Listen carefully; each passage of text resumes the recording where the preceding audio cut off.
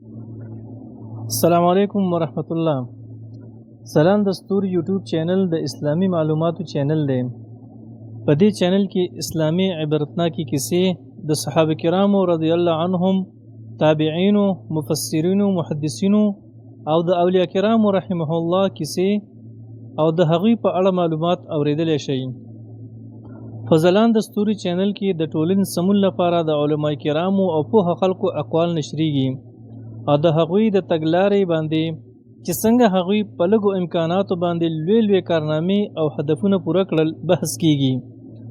گویا ځلان دستوري چینل د معلوماتو سره یو ترغیبي، هڅونکي، موټیویشنل چینل هم دی، ځکه چې زموږ نوی نسل ډیری استعدادونه لري، نو د هغوی استعدادونه را برسېره کول او د هغوی روزنه کول خپل مسؤلیت وګڼو، ترڅو خپل دین او وطن ته د خدمت په پار او خاطر ترې ګټه پورته شي.